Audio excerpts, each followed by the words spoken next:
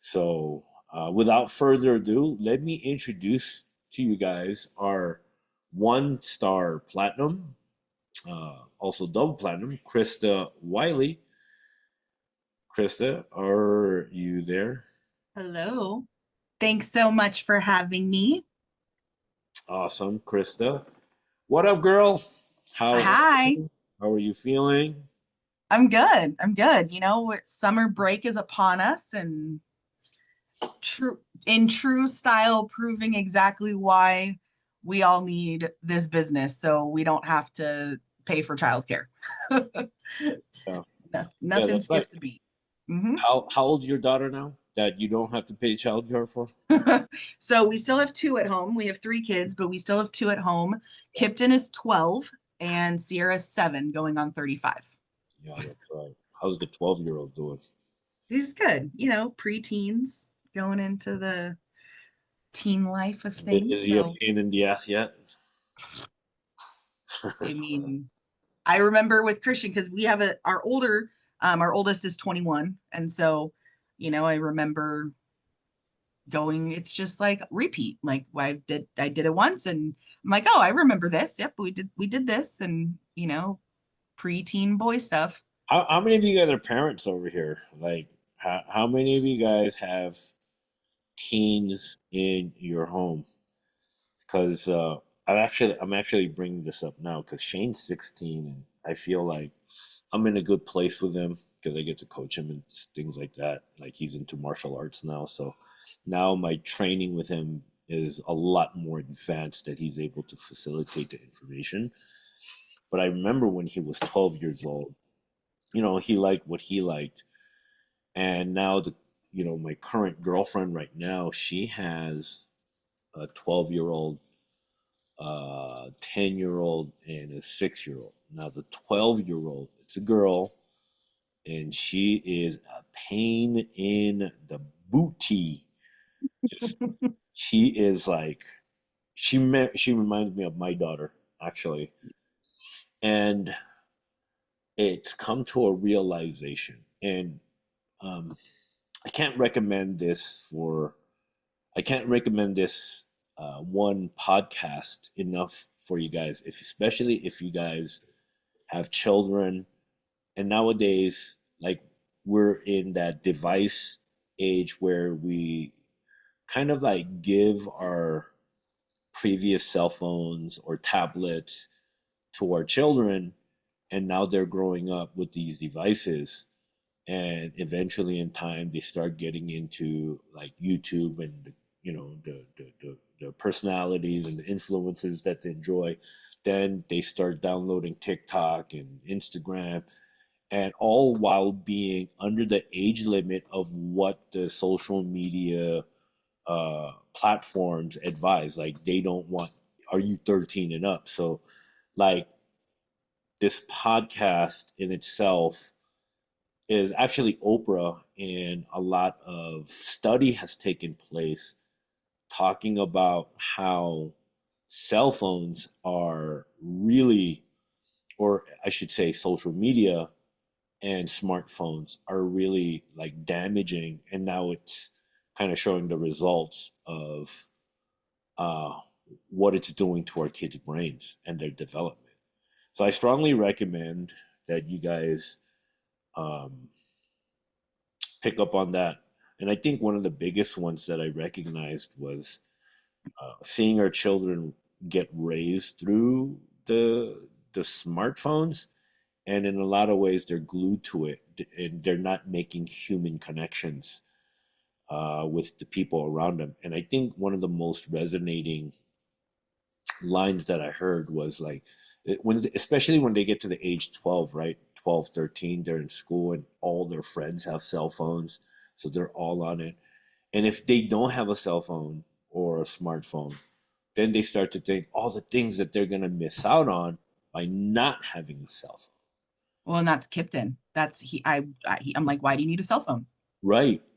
And he doesn't have one. And he's like, well, my cousin has one. I'm like, well, you don't need Right. one. And that's the reasoning, and that's the excuse that they're going to use because they're comparing themselves with the likes of everyone else and all their friends. And it was the next line that really got to me, like, because they're thinking all the things that they're going to miss out if they don't have a cell phone.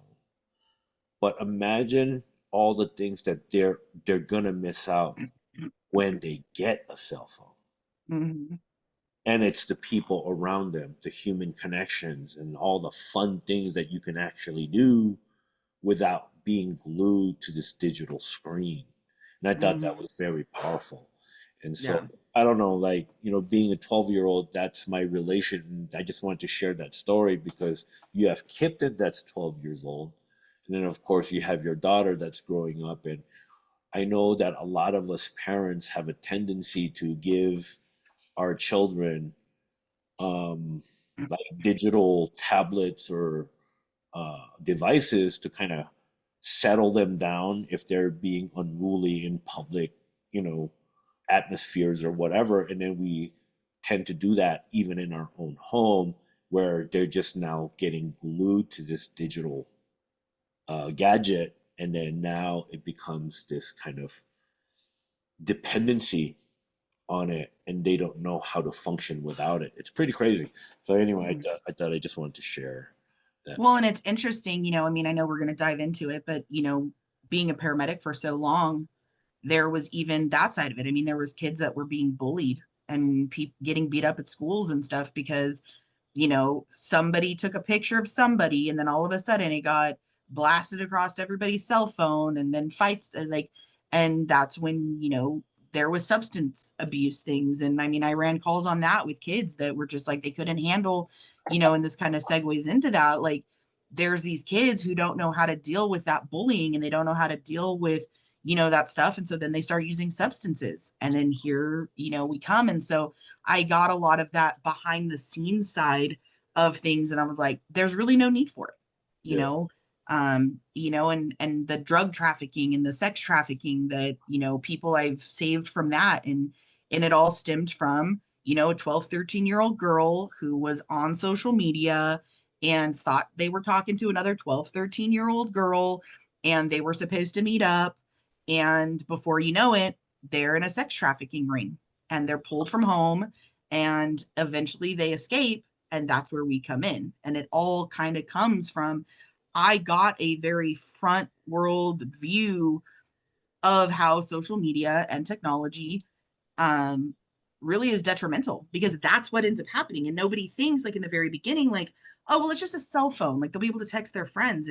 And as it progresses, they start meeting people Yeah. out there.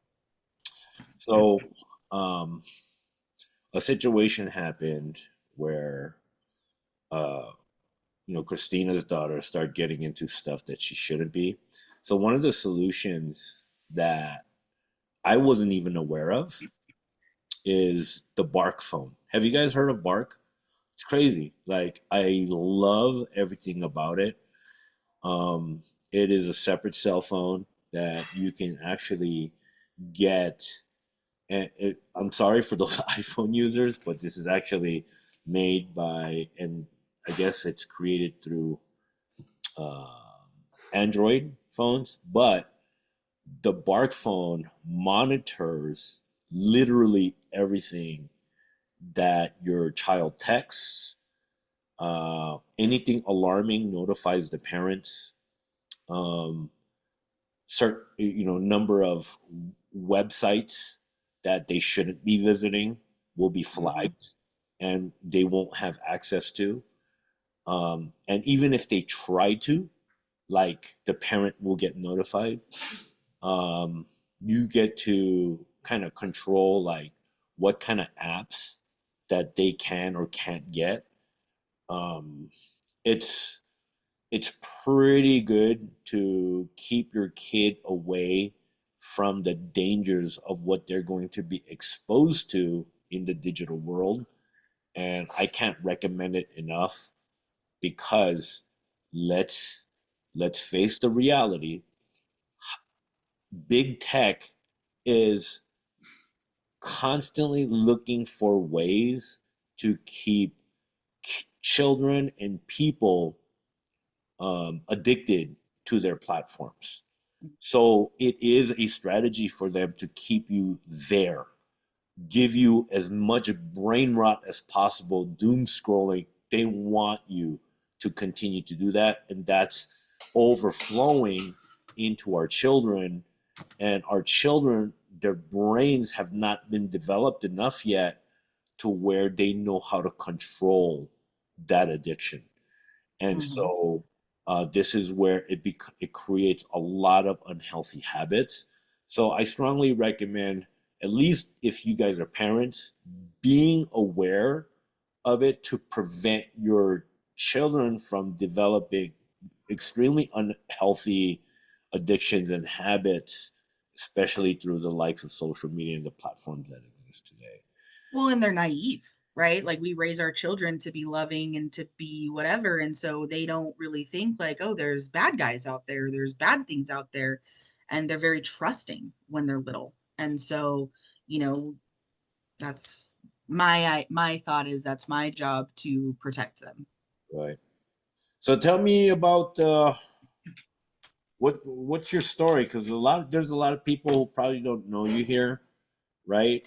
Like they know of you, but like how you discovered evolution, and because you've been with us for a while, Five so and a half years. yeah, and you have a tremendous story here. So No, tell for me, sure, for tell sure. me about like what the situation was before discovering evolution, and then like how you discovered evolution. And first off, like why were you even looking for something else? Because like one of the things that I always understand is we look for platforms like this, a way to make income, because whatever is going on in our current situation obviously isn't working in some kind of capacity, whether I Hmm. don't have time freedom, or I just not making enough money, or like I want a career change. Sometimes you make enough money and you're just looking for something different because you're just so exhausted from whatever job that you're doing that does obviously pay enough, but it's just so dead in your heart. So it's like, what's your story? Like, what happened with you? So I'll kind of rewind to fast forward. So I was actually a military brat. My dad was in the Air Force, and I came into the later part of his Air Force career. And so I only had two base moves. And so, but I think I was kind of raised around this idea of traveling and moving. And so I think that it kind of, I always saw my dad leaving on TDY.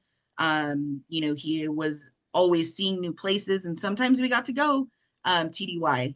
And I remember the very first time I traveled on a plane was to Washington, D.C. when I was 9 years old. And I got my very first cassette player with those old, like, those headphones that had like the foam stuff that like as they got older they crumbled. And my very first cassette was Michael Jackson, and from Southern California all the way to Washington, D.C. I listened to it, and I just remember like thinking like how cool this was that you could get in this thing and you could end up somewhere else. And so the very first time I really truly traveled was by plane to Washington, D.C., and to really see like how much of the world is out there. And I think that's really where my love for travel started. Um, and so fast forward, I became a single mom when I was 20 years old. And I always, like, in the back of my head, I was like, I'm never going to let him suffer from me being a single mom. And so that was kind of always in my mind. Like, my end goal was I want him to be able to see the world. And so, I'm always one of those people like, what do I envision my life to be 10 years, 15, 20 years down the road? And even at 20 years old, I knew I wanted him to see the world. And so I think that it was kind of always in my head. So I ended up moving from Northern California to Southern California, and was like, what am I going to do with my life? And my whole family, they're either cops, firefighters, medical nurses. Like, there's a lot of people. My stepdad worked in the morgue for a long time. Now, he was a big wig at Kaiser. So the medical field always just seemed, and I'm a very empathetic person. Anybody who really knows me knows I'm empathetic. Like I can't watch certain videos without crying because I feel the pain and their emotion. And so I just had this nurturing feeling. And so I was like, you know what? I'm going to go to EMT school. It's a 6-month course and I can have a job. Hmm. So I went to school, got my, I was a single mom. I was working a full-time job, went to EMT school, and got a job. And I will never forget, my dad was always super, super proud of me, but my dad told me, women shouldn't work shift work. My dad would tell women don't belong in shift work. You should be at home making dinner. You should be home. And it's not like it was just like a, hey, your kid needs you at home. And I was like, nah, I'm going to do this. Anyways, EMT school. I was an EMT for a couple of years, went to paramedic school. He was wait. He was advising. He was like proposing that while you're a single mom. I mean, No, he was basically telling me like I needed to work a 9 to 5 Monday through Friday. Like I needed to be home nights and weekends. Like I needed to, he knew that like I needed to work, but working 12, 13, 14 hours a day, 4 days a week, he goes, what kind of way is that to raise a kid? true. I mean, I And disagree with I him. was like, well, but the flip side of it is I get 3 or 4 days off a week because we worked 3-4 splits. And so I was like, well, but I also get 4 days off a week, which is pretty nice. So who's watching the kid when? It was it was literally a juggling act. My parent when I was an EMT, my parents helped pay for childcare. And it was like first it was this one. And then finally, as he got older, I had to start paying for nannies in the house. And I was stealing from Peter to pay Paul because I had to pay the nanny and I had to pay rent and I had to pay my car payment. Like those were always the three things. I had to pay those three things. If the electricity went out, like I could find a way, right? Like if the gas went out, like cold showers isn't great, but I can make it work. What? Um, and so I finally realized I couldn't live on an EMT salary, so I needed to go to paramedic school. And so, and for anybody who doesn't know, paramedic school is it's basically it's like going to medical school, but on steroids in a year. And so they jokingly say like paramedics are doctors on wheels. The only difference is I don't have X-ray machines. I don't have all of those different things. I basically look at the patient. I use a few diagnostic tools. I decide what the problem is, and I don't have a doctor to say like, hey, what med should I give? I have to treat the patient right on the spot, and you don't have time to think about it. And so it's high adrenaline. It's high adrenaline with very low lows and very high highs. And um, so I was like, well, I'm going to go to paramedic school. And I proudly say that I actually went to paramedic school twice. We call it a repeat.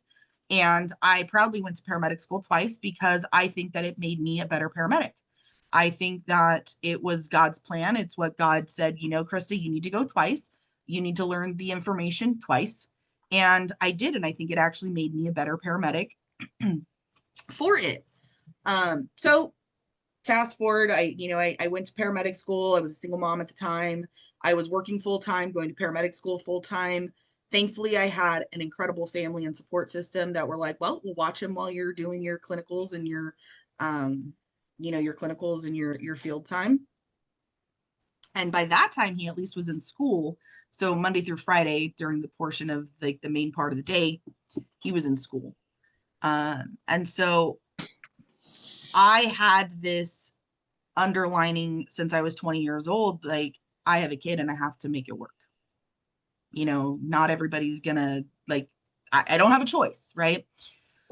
So I became a paramedic and I was and it's funny, everything that I've ever done, I've always been involved in everything.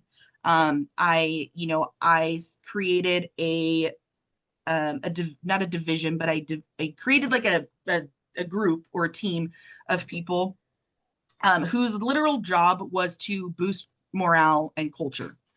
And we put on barbecues and holiday things and family things, and that was and when I think about it, that's something that's super important in my team is the culture, which is one of the main huge reasons I love this company is because of the culture and that family feel. So anyways, was a paramedic. And for those of you guys that don't know, I live in Southern California. I was a paramedic in San Bernardino County, which is one of the roughest counties in the United States. San Bernardino City, if you guys don't believe me, you guys can go look it up. But it actually, I have been told, is worse than Chicago. I don't know, I've never been there. Mm. That was my first due area, meaning that was where I ran calls 90% of the time. Um, So you're where now a paramedic at this point. Yeah, so I'm a paramedic. So I'm the one. So for those of you guys that don't know, EMT drives the ambulance, paramedic's the one that's in the back of the ambulance. So that's the difference, right? Well, I mean, and I have a lot more, there's a lot more schooling involved. Um, so anyways, so my first due in was San Bernardino City. That's where I ran most of my calls. And I had to grow a very thick skin. I'm talking, you'd show up and there's gangbangers with, guns on their hips, and you're treating their mom, and you have to, I always compare it to a horse. Like, horses know when you're scared. Like, they could sense fear. So you couldn't be fearful. You couldn't be, you had to go in there with your head on a swivel, your shoulders pulled back, and you took care of these people. And sadly, in the city of San Bernardino and in other places in the world, people will call 911 for an emergency that is not actually the emergency um, that happens. And so, something that I think was, when I really look back at it, one of the pivotal things for me about why I was really ready to get out of EMS was, it wasn't me personally, but I was on duty and I was on call and I listened to it all happen. One of our units was dispatched to a call for chest pain, and fire department and the ambulance show up, chest pain. They get into this apartment complex and there's no patient. Like, there's no problem. And they're inside, they're figuring out what's going on, and a full gunfight starts happening outside the apartment. Like, it's like a corridor, like an indoor like corridor, like U-shaped apartment, and they're upstairs and a whole shootout starts happening. And all of a sudden you hear EMTs, paramedics, like, just going over the radio, like, shots fired, like, send police, like we're being ambushed, basically. And it still gives me chills to this day because we had our paramedic was actually trying to break a window to jump from a second floor window um, to save himself.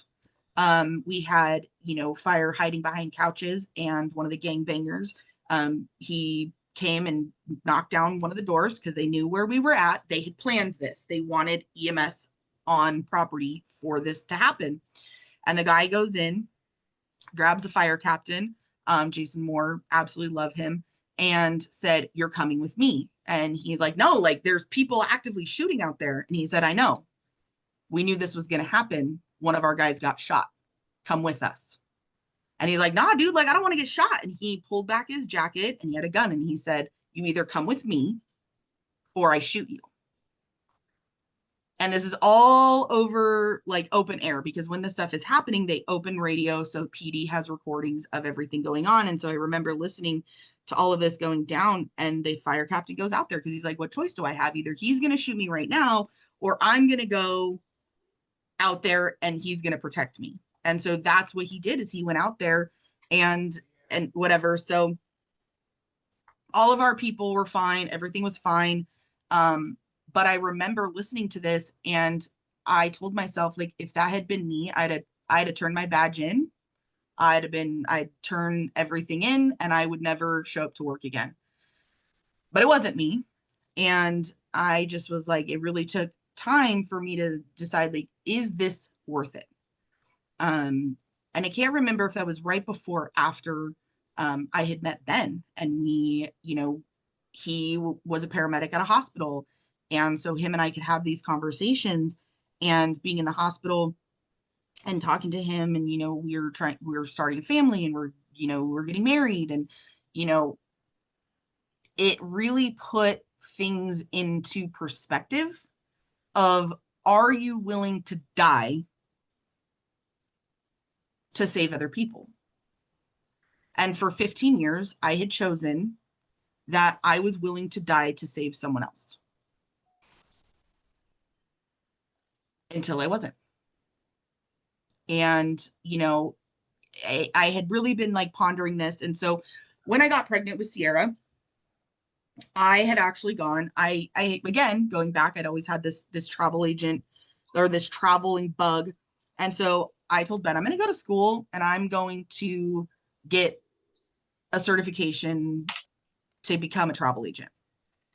And um, went to school, did everything. Shortly after Sierra was born, and I'll never forget because Ben and the baby, here they come. They came with me to this interview because I wanted to open my own travel agency, but I understood there was a lot of behind the scenes. And I said, okay, well, I'm going to go apply at a brick and mortar so I can get a job and I'm going to learn.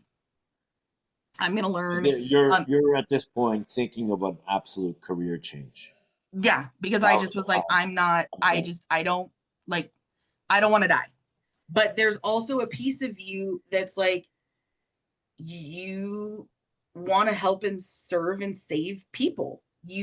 They call it like a, um, Yeah, but now at this point you have Sierra, right? yeah, so there's Christian, Kipton, and Sierra at home. Yeah. I'm married to Ben, like, So now or I think we were about to be there's married. more at stake. Mhm. You got yeah. Yeah. And so I decided I'm going to go to this brick and mortar. I went in, I sit down and we're having this interview. And um, long story short, basically, she tells me, like, you're nice, you're great, you're wonderful, you know a lot of things, but you don't have the experience.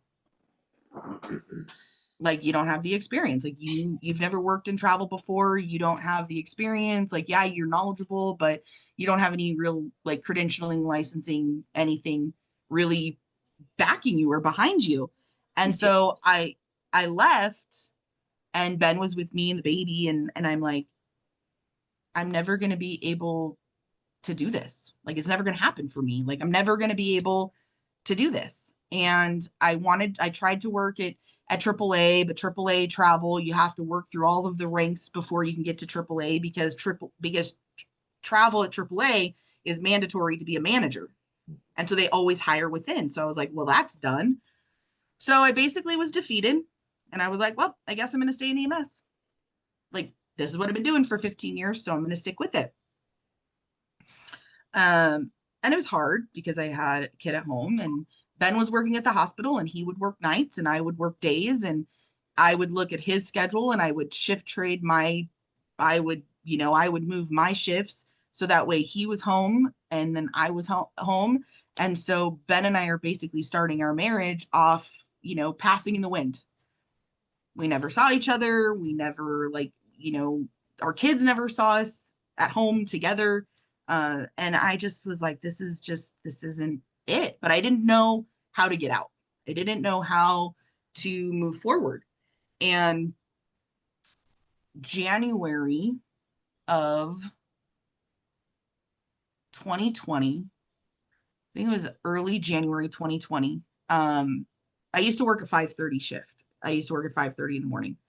Um, we checked out our ambulance, checked out our gear, and we had been sent to a post because that's what happens. You sit at a post until you get moved to another post or you get a call.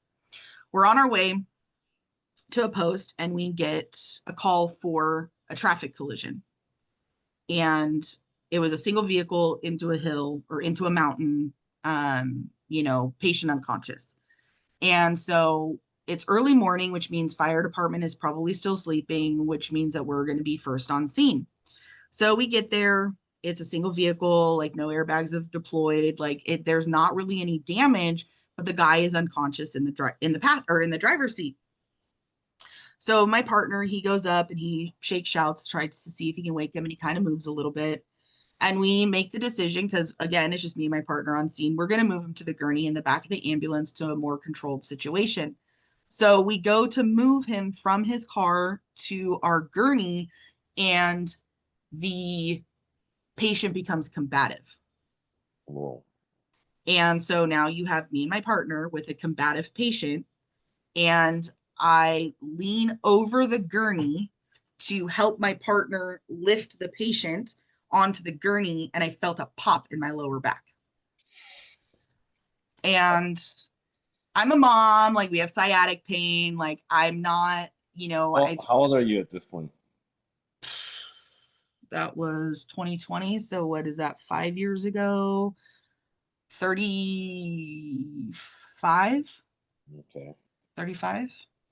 Um, and so get him onto the gurney, and I'm like, it's kind of like sore, whatever, like whatever, I'll just move through it. Um, End up taking care of the patient. He was like had low blood sugar. We took care of him. He left. The rest of the day, I was just kind of like trying to ice pack it and whatnot. And I was like, it's okay. I'm okay. I'm all right. Like I'm good. And by the end of the shift, like I could barely move. Like I just couldn't even like bend. Yeah. And so I told my supervisor, like, hey, I got hurt on this call because we have to document everything for workman's comp. Um, and I said, but I'm going to go home. I'm going to take an Epsom salt bath. Like, I'm going to try to do some stretches. I'll let you know in the morning if I can come to work. So I did just that. Yeah. Came home, did all the things. Crawled in bed, woke up. Again, I worked at 5:30 in the morning. So I woke up about 3:30, 3:45 in the morning in excruciating pain. Couldn't even get myself out of bed. Called my supervisor. Hey, there's something up. I'm going to go try to get a massage. Like, I'm just going to rest today, whatever. Couldn't do it. So we end up going through the whole workman's comp thing. And I get put on light duty, which basically means like I'm a paper pusher in the office. Like I can't get on an ambulance, but they want you paper pushing in the office. And so I was like, okay. So I go through all of the workups and whatnot, and basically told that I tore a disc in my lower back. And I said, okay. And so for those of you guys that don't know, the disc is the squishy part that's between the spine, like the actual vertebrae. There's like this little pocket, That's right. and it's what actually causes you to be able to Be able to bend. move. Right. Yeah. Right. And so basically I had torn one doing this. And so I was like, okay, well, that was January 2020. And I was doing light duty, and I was like, I'm super friggin' bored pushing paper. Super bored. Like, this is boring as all heck. So I was like on the computer at work, and I was like, I'm going to go start looking for travel agent jobs again. And So it lo and came back behold, full circle. so here it was again. Like, I just was like, my tenacity, I was like, I'm not giving up. Like, I want in the travel business. Like, how do I get there? So I found it. And I went to a presentation, and somebody the other day asked me who did the presentation for me.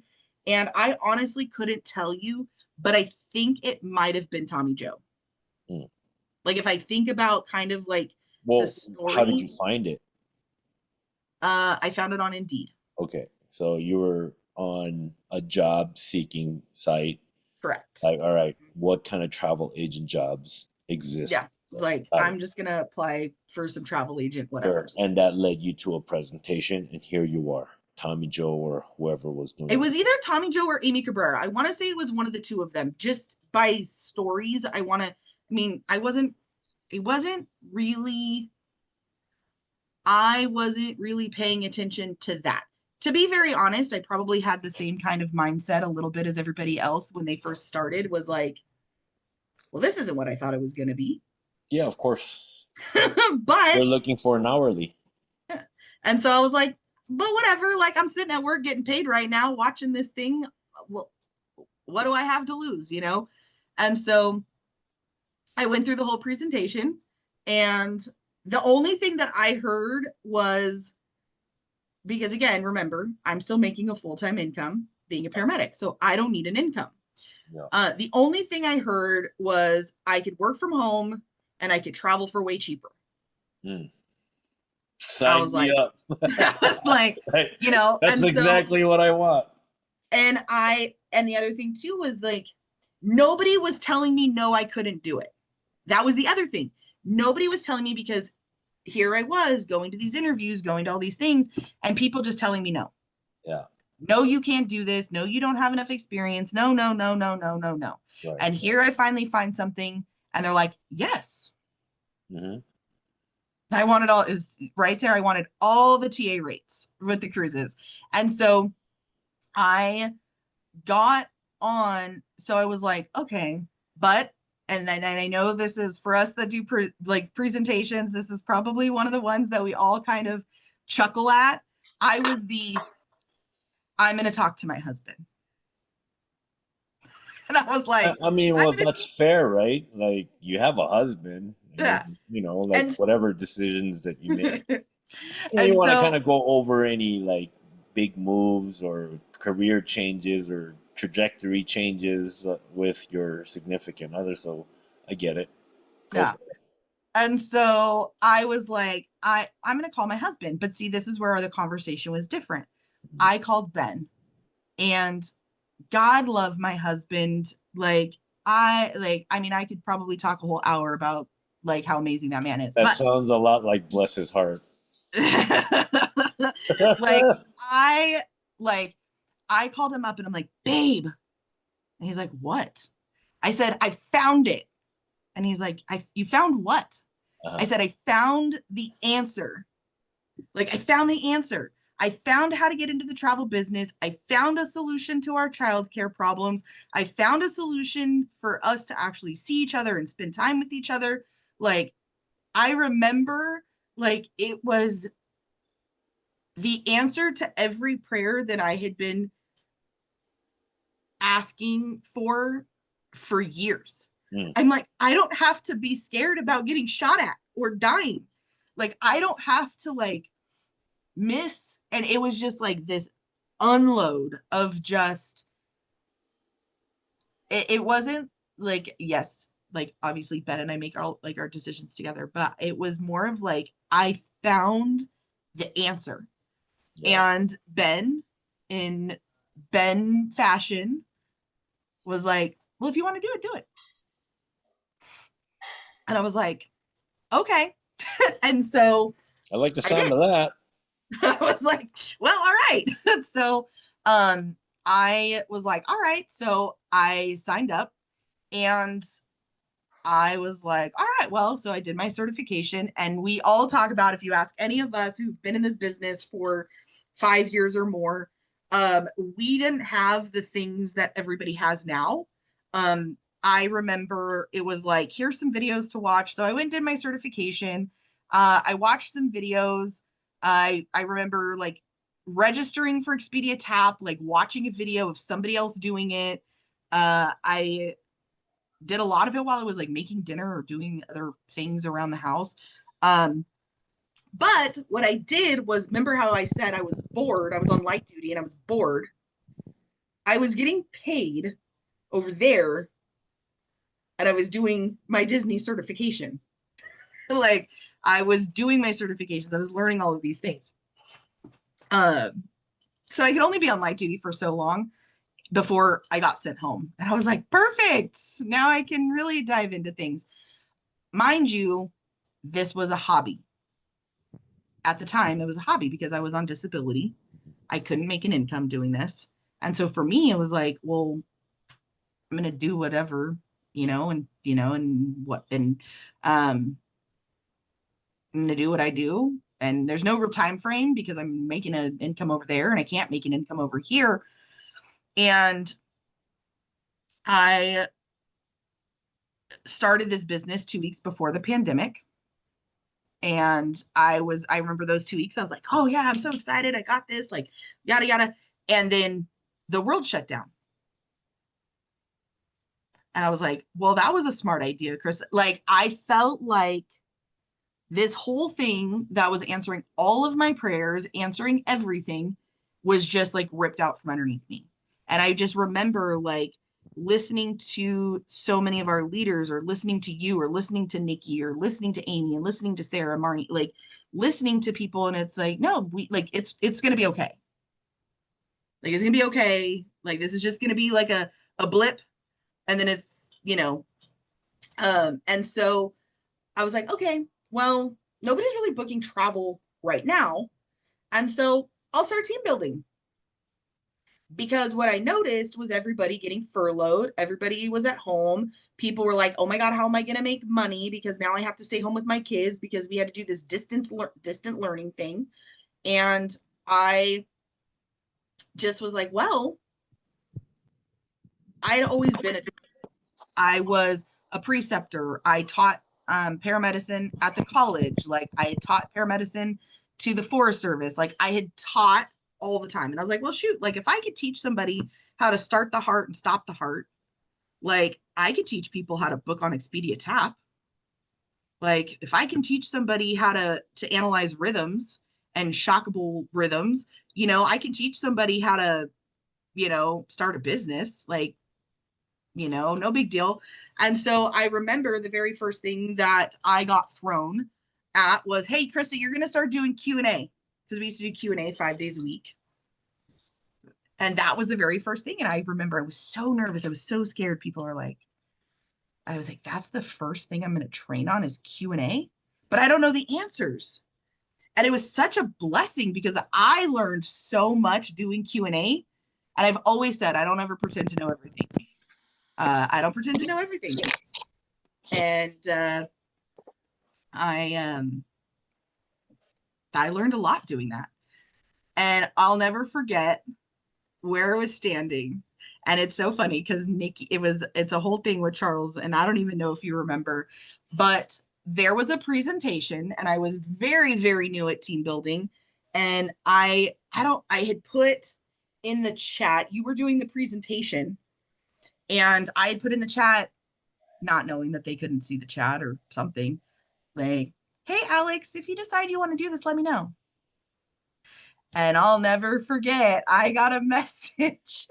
I'll never forget. Like, I got a message from you, and you were like, that's not the right way to say that. Like, that's not the right. And I was like, oh my God. And I remember it was that feeling like, oh my God, I just disappointed dad.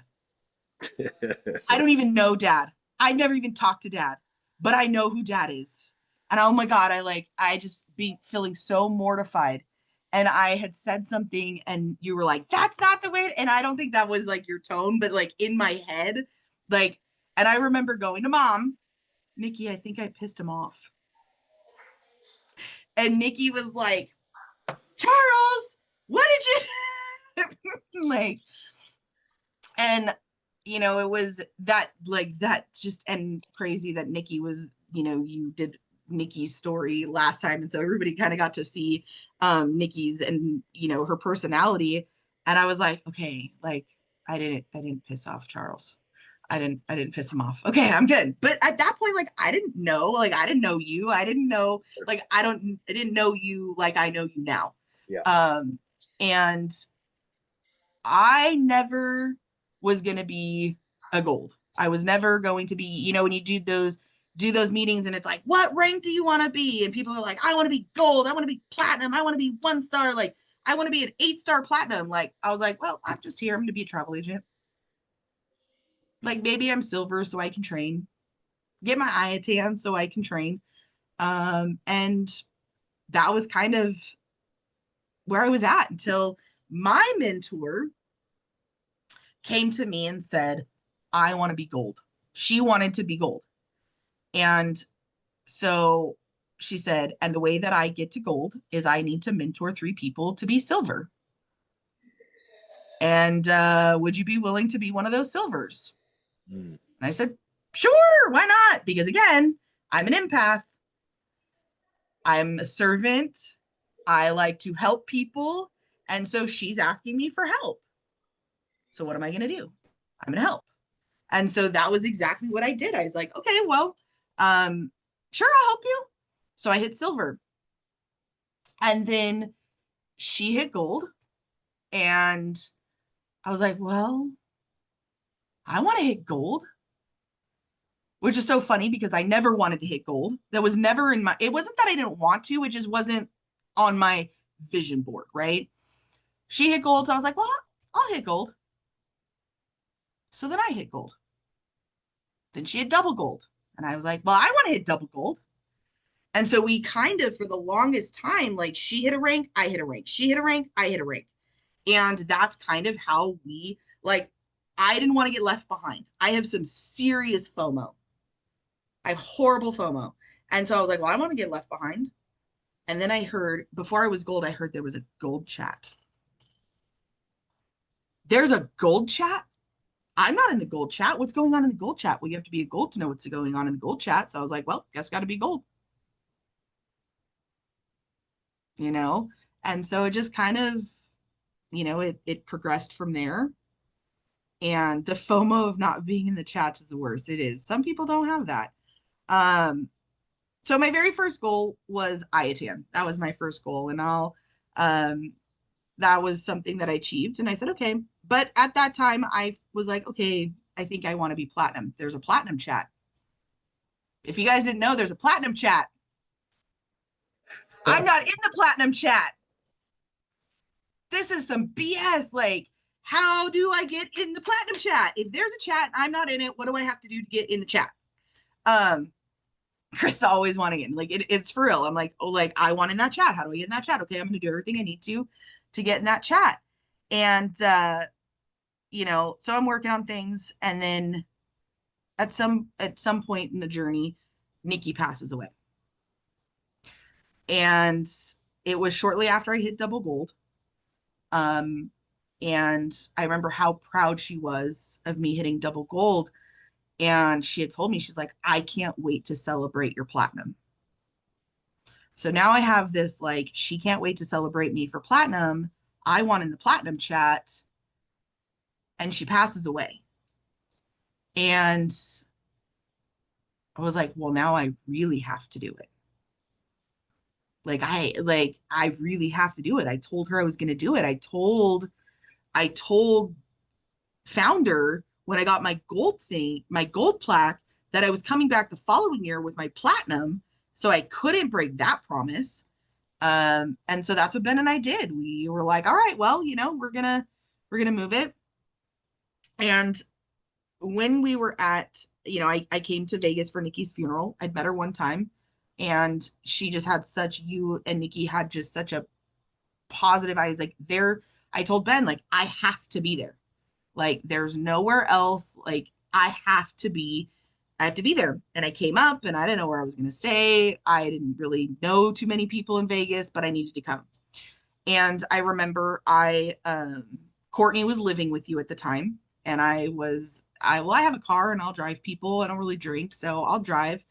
And I remember afterwards, we all went out to dinner. The Virgin Hotel was brand new. And we all went to the Virgin Hotel for Mexican food. Like, this is like half the place wasn't even open. And that's where I met VP. It's funny. First of all, we're doing shots of tequila at Nikki's funeral outside. And so then we all go to this thing. And I remember I met VP. I met a bunch of other people. And there were several people that were staying at the hotel. And they're like, hey, you guys can stay here. Krista, you're good. You can go home.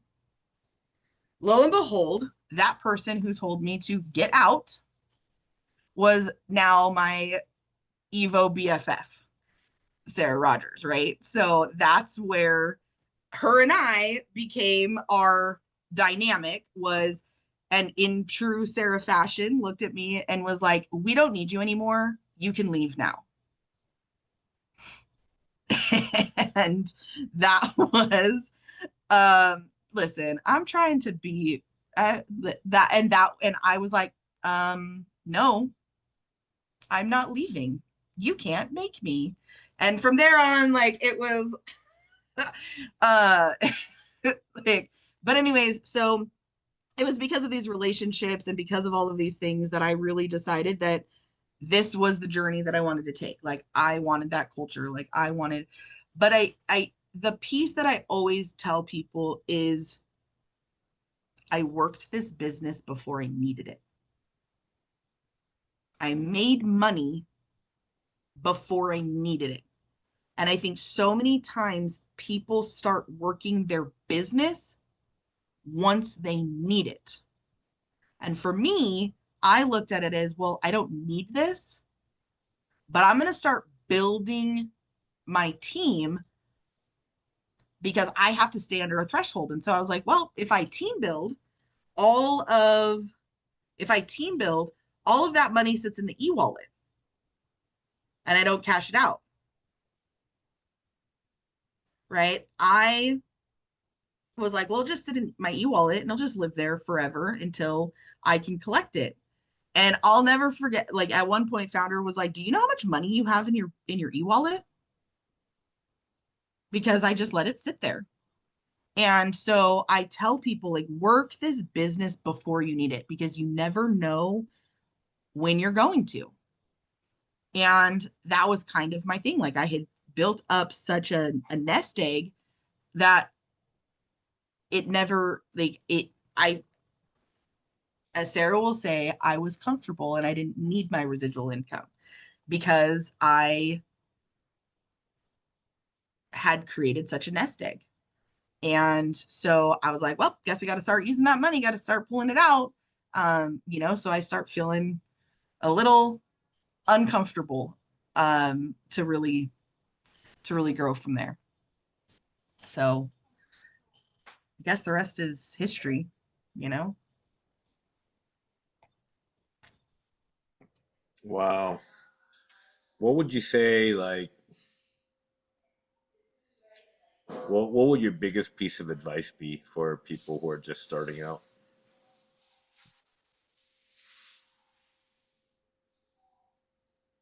Work it like your life depends on it because I have seen so many agents who, whether on my team or on other people's teams, that they start this with another job. And so, Heidi, I say it all the time. Don't be a silent agent. I have seen so many people start this with other jobs, and they treat this like a side thing over here that they don't really push into. And sadly, the one thing that we can't guarantee is our employment. And so what was happening is people were, they start this with another job and they don't really take this seriously. And then something happens to that other job. And all of a sudden, they're scrambling to make this work. And then they're frustrated because it's not working and it's because now you're desperate. The reason that my stuff took off and the reason it did what it did was because I wasn't desperate. I didn't need it, but I worked it as if I did. And so I look at women who get pregnant and while they're in this business, they get pregnant and they're like, Chris, I don't want to go back to work. And I said, well, you got 9 months to replace your income. You have 9 months. By the time that baby pops out, you should be making the same amount of money here as that job over there. So you can quit that job and stay here. You got 9 months. And I have seen people do it, like take the advice. And I've seen people that haven't taken the advice. And the people that don't take the advice, 9 months rolls down the road and they're like, I should have listened because now I have to go back to work. Yeah, I mean, when you have your back against the wall, it's definitely a sink or swim situation. Some people rise to the occasion and they will survive it, and unfortunately, some others won't. It's just, you know, that's how it goes. Yeah. And you just, Some people make it work. I mean, in a lot of ways, I think when you're resorted to something, like I think about the founder when he went bust in a number of his business ventures, and his mom was like trying to push network marketing to him. That's when he's like, all right, what's that network marketing thing that you're doing? Like sometimes when you're all out of options, this could be the saving grace. And sometimes it works and sometimes it wasn't. I mean, I love like that you already had that built in, which gave you a head start, and you performed the way that you did, where others, when you feel too comfortable, like you just doesn't feel as dangerous until now. Oh shoot, my income is gone, I have to make this work. well, and the thing too is I remember there was a point that and this was before I was in the business, that Ben and I, we were on the poor side of things. And I remember we had $20 in our bank account and neither one of us got paid for a couple of days. And he's like, well, we only have $20. Like, what do we do? And I said, you put it in your tank and you go to work. Like, I'll figure out meals with what we have in the house and you go to work. Because for me, it's like you have to go to work in order to make money. And so I think part of me too was I remember being in those places where, like, I remember that. And I don't ever want to be there again. And so I think that I have um I have a weird relationship with money now. And and I have money in like 7 different places. I do. I hoard money. Because I'm so afraid of ever being, and not that I don't think, like, I mean, obviously, like, I'm making money in this business, and it's not that I think this is going anywhere or anything like that.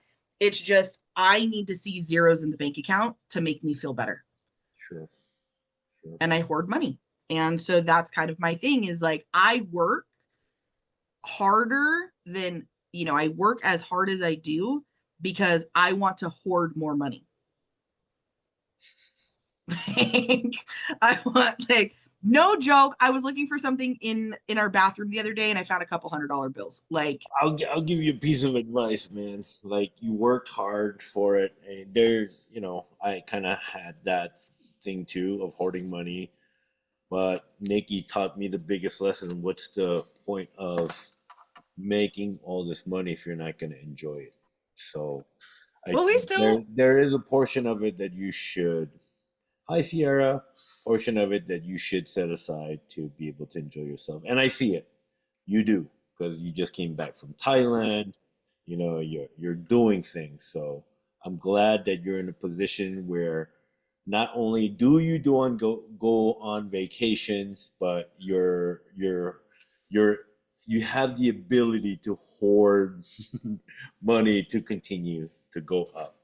So with that mhm, said, I hate to say it, we are a little bit over time, but I really wanted you guys to hear Krista's story and how amazing that she's been able to effectively change her life through this platform. And I hope that it resonates with you guys.